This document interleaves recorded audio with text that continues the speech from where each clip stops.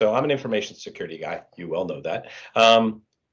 Privacy 3 years ago was something that the guy in the corner office, labeled legal and compliance, go talk to him, right? And really, information security, we didn't care about privacy.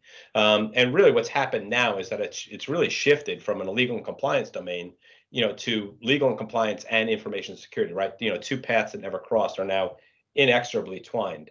Why is that? Why is that happening?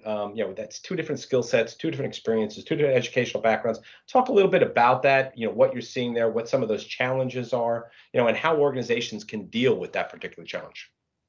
Yeah, so I think that's a very interesting development, and yes, we are seeing that convergence between privacy and security. It makes a lot of sense to me because actually they are board level issues. Security became a board level, and you mentioned this data breaches and the inconvenience that they cause you. But for organizations, a cybersecurity breach, a data breach is a board level issue. It's going to impact your reputation. It's going to impact your bottom line. And privacy is the same thing.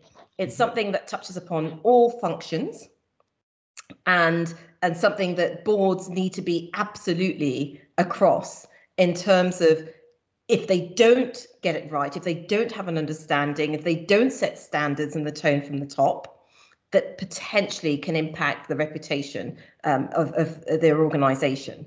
And there's a common saying as well: you can have security without privacy, but you cannot have privacy without security. Right. And typically, organizations move to a situation of keeping all the information secure.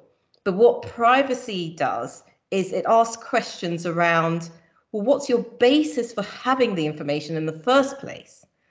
And have you been transparent about it? And have you a legitimate right to be holding it and processing it in the way in which you are doing or you're intending to do? And fundamentally, have you communicated with the individuals who will be impacted in a way that they understand, to get their buy-in for what you are doing with their information? Is that trust there? Have you built that trust with the individual? And so, these nuances need to be addressed by organizations, and it needs to be done in a sort of an integrative way. You can't work in silos. You cannot have the compliance team working on these issues without the input from the security team. Because often those standards, the security standards, have to be agreed and assessed in a very, very context specific. So it's a do what you say and say what you do. Is that Absolutely. Because if you've got a privacy notice on your website, that's speaking out to the world about what you're doing in relation to the data that you hold internally, and there is a gap or a disconnect with that, there is a credibility issue that starts to arise and an integrity issue, and that will come up to bite. Whether it's through an individual like a consumer raising issues, or an employee within your organization challenging what you're doing around what you say and what you actually do.